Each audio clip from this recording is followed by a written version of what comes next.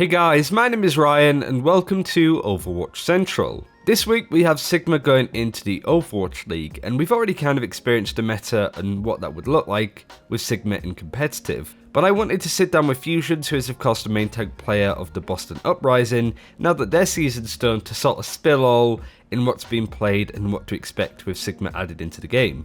Fusion's going to be doing a lot of streaming at the moment, so be sure to check out his Twitch.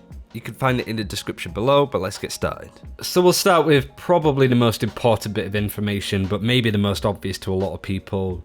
Going into playoffs, what do you expect we're going to see a lot of when it comes to meta-related stuff this week? I expect that there's still probably going to be a lot of the Reaper, Mei, Orisa comps that we're seeing right now, but I definitely think that Sigma is going to be very big coming into the playoffs. He's really impactful in a lot of situations, and I actually think you're going to see him with Orisa a lot, with the double shield comps.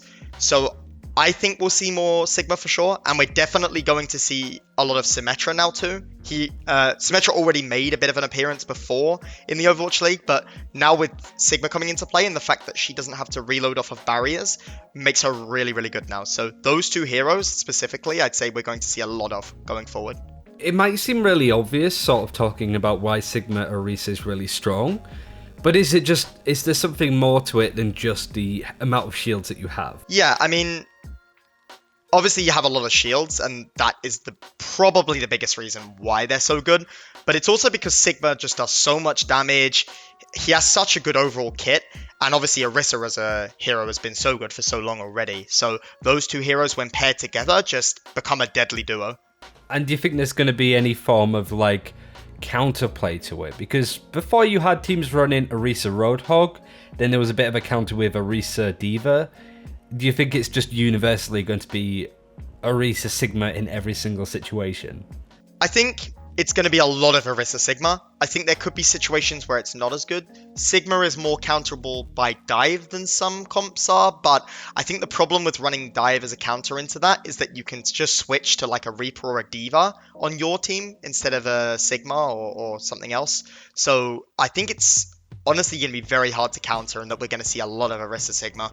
When it comes to other parts of the sort of meta, because obviously you have an understanding of DPS and supports, where's Symmetra in all of this? Because it feels like Symmetra is quite powerful, but is also coming into the game with nerfs down the line, with Zarya, which is still on the PTR.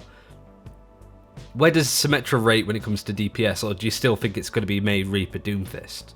It's kind of hard to say with the changes coming in and stuff, but obviously we saw some Symmetra in the Overwatch League in Stage 4. I think we're going to see much more of her going forward into the playoffs at least, because she is so good at just zapping down those shields with the fact that she doesn't lose ammo or have to reload off of shields. And she's just really, really good at creating chaos when it comes to barriers and shield wars. So I really think there'll be a lot more Symmetra than what we're used to, and definitely a lot more than there has been.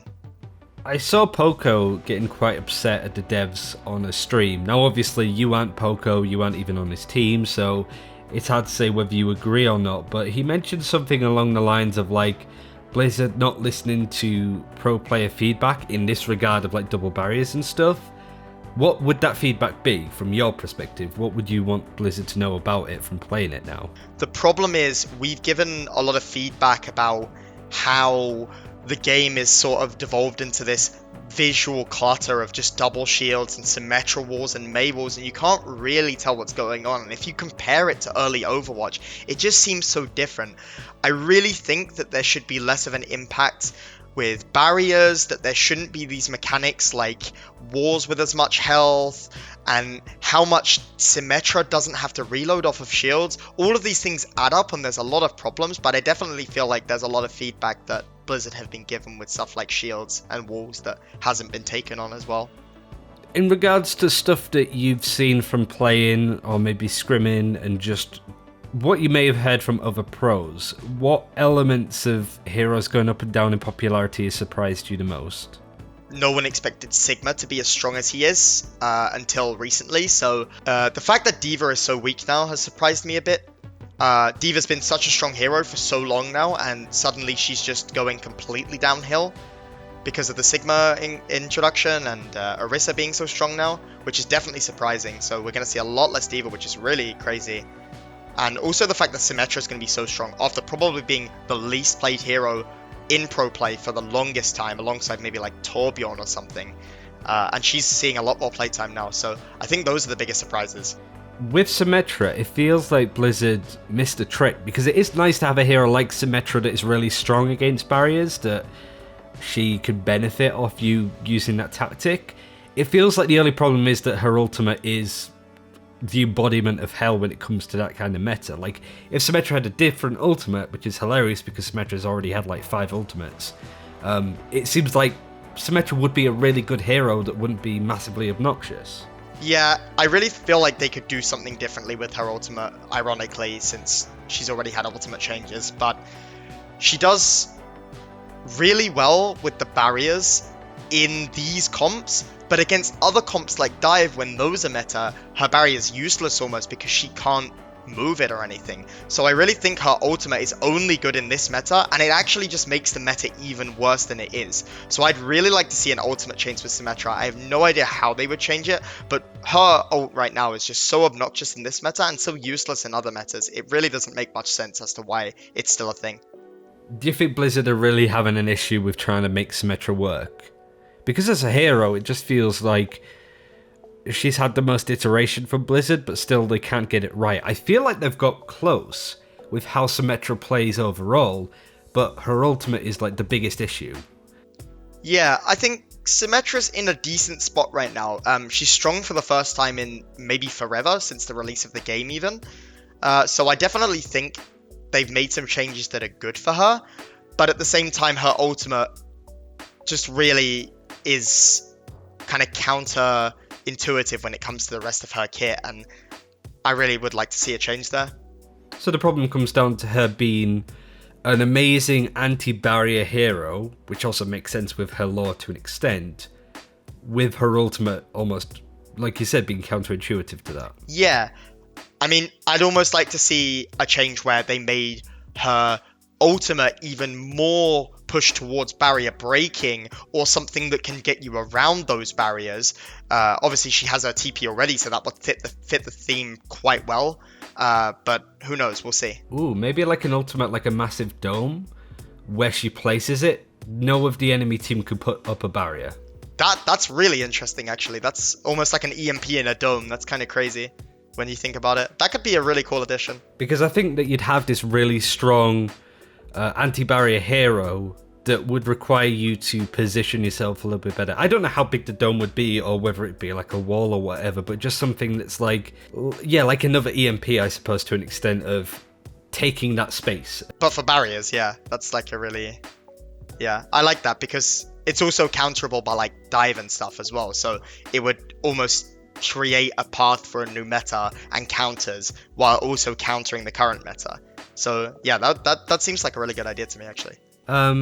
We've spoken about sort of DPS and tanks. You're not a support player, but it's probably the role that you have to synergize with the most. Similar question to before.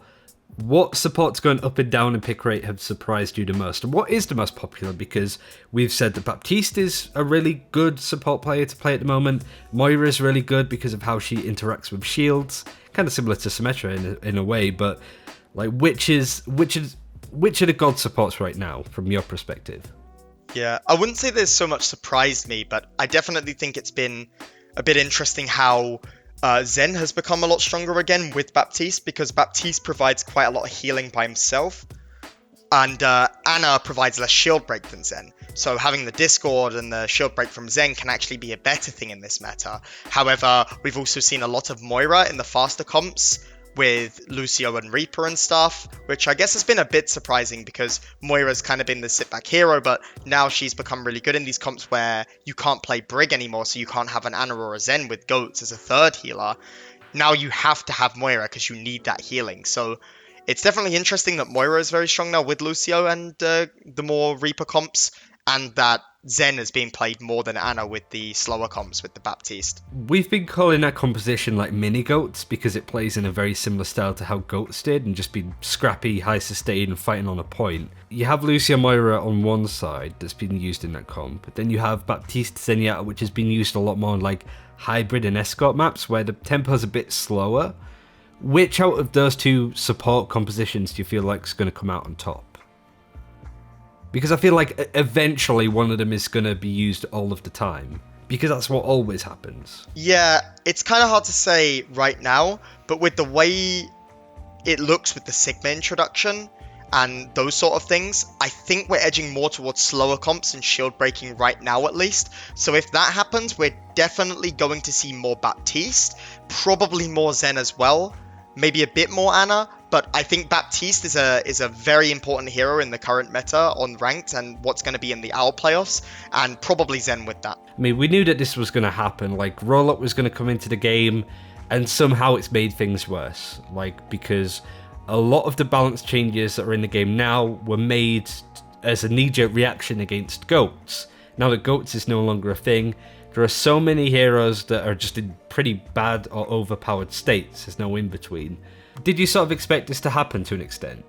That, like, with Royal Q coming in, that these old changes that Blizzard made in order to counter GOATs would bite them in the ass a little bit? Yeah, I mean, there's always going to be these sort of comps that are boring in Overwatch, because there are a lot of heroes that revolve around CCing other people, and there is really too much visual clutter and CC right now in the game, so I definitely knew that this was going to happen. However, I do think that treating role queue separately from the meta, it is a very positive thing overall, because it improves the ranked experience so much for, just say, me not getting more than one other main tank player on my team for sure. It really improves the quality of life. Are you still happy with the idea of roll-up? Because I feel like this is now the time that people bite back, because DPS have really long queues, you have this really obnoxious meta, which might remind people would still happen if Sigma was added into the game. Be worse, because you'd have 3 barrier tanks or more. Are you still happy with roll-up? It's just a bit of a dangerous period that Blizzard need to get out of quickly. Yeah, I think the way I like to think about it is to treat it separately from the current meta. So I've seen a lot of tweets and people complaining about Rollock and how it's the worst change to the game because of the way the meta is now. But I don't think you can really think about it as 1+1 as that, like the current meta with the Rollock, because obviously the meta sucks right now, and that's because of the balance around Rollock, but Rollock itself is a step in the right direction. It's a very good change. It allows people to play at least the role that they want. Now we just need the heroes balanced around that correctly. But overall, Rollock really increases the quality of life when you're playing ranked, so I feel like it's a lot more enjoyable. So, to sort of end with, we've kind of gone over some Symmetra ideas that might be amazing, that might not. You feel like Blizzard now, what should they be doing? So it sounds like reverting the old changes that they made to some of the heroes and nerfing Sigma to an extent. Yeah, in my opinion, they should be really looking at the DPS heroes that aren't seeing any playtime and looking at buffing them, or they should really be looking at heroes like Mei and like Sigma and Orisa, who have been around for a long time even before the rollout changes, and now they're like so strong since they've been making changes for a long time, and suddenly they're really strong now that Rollock is a thing. So I really think they need to look at those heroes and nerf them. Finally, at the end of this video, where can people see more of you? We're going into a big break for you now until Team UK time at BlizzCon, so until then, where can people see more of you? I'm going to be streaming pretty regularly until BlizzCon and until Season 3 of the Overwatch League, so you can check me out at Fusions_OW on Twitch. And my Twitter is @Fusions. I always tweet when I'm going live there. So yeah, hopefully see you there. And that's it for this time. Thank you very much for watching. Definitely check out Fusions. He's on a big break at the moment. His next games will be for Team UK, the 7 Lions. So be sure to support him all there. Thanks again for watching. Take care. We'll see you soon.